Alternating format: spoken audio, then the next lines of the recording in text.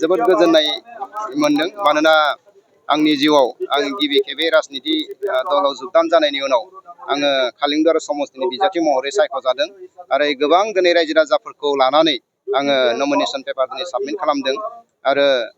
आसाबादि जे फैबाय थानाय 10 सेप्तेम्बर मासनि 22 खालाराव जानो गोनां बिसायख'थि बे बिसायख'थियाव गोबांथार रायजो राजाफोरनि भट मोननानै आङो देरहासार जानो हागोन बेखिनिखौ आंहा मोनसे बिश्वास दङ आरो दिनै रायजो राजाफ्रा जाबायदि लोब लोब फैनानै आंखौ मदद आरो हेफाजाब होदों आरो बेनो नेरसोन देरहानायनि गतिके मानगोनां प्रमद बर' बिथांनि दैदेननाय जि इउपिपिएल राजखान्थि हान्जा बे राजखान्थि हान्जायाव आङो बिजाथि महरै सायख'जानो मोननानै गोजोननायजों लोगोसे दिनै आङो मोजाङै नमिनेशन पेपारखौ साबमिट खालामनो हाबाय आरो मिजिंथिबाय जे 22 खालाराव जानो गोनां जि बिसायख'थि बे बिसायख'थियाव आं गोबांथार भट मोननानै देरहासार जानो हागोन।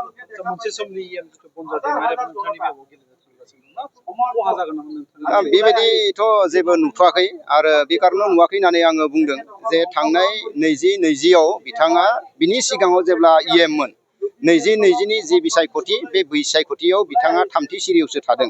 गतिके देग्लाय बिथाङा जे आरोबाव माबा मोनसे आंनि थाखाय फेक्टर जागोन बेबायदि मालाबाबो जानो हाया मानोना थानाय समावनो जिहेतु थामथि मासियावसो दङमोन थामथि सारियावसो दंमोन गतिके दाथ' बिथाङा बो नङा एमसिएलएबो नङा दा गमामायैनो आङो सानदों देग्लायनि जि बिसायख'थि बे बिसायख'थियाव बनजार दैमारि आंनि थाखाय फेक्टर जानाय नङा।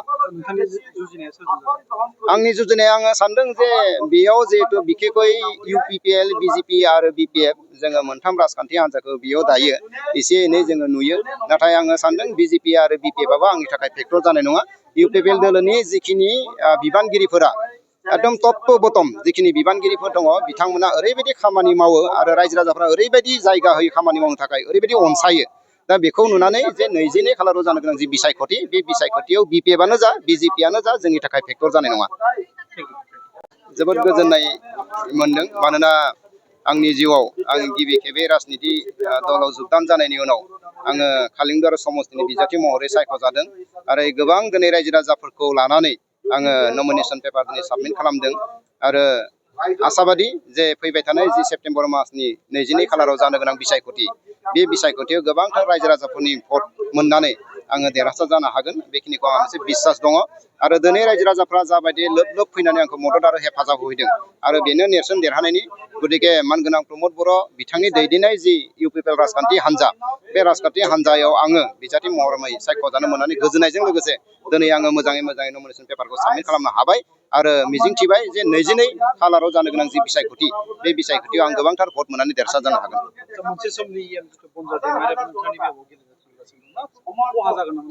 बेबायदिथ' जेबो नुथ'वाखै आरो बे कारनाव नुवाखै होननानै आङो बुंदों जे थांनाय 2020आव बिथाङा बिनि सिगाङाव जेब्ला मोन 2020नि जि बिसायख'थि बे बिसायख'थियाव बिथाङा थामथि सिरियावसो थादों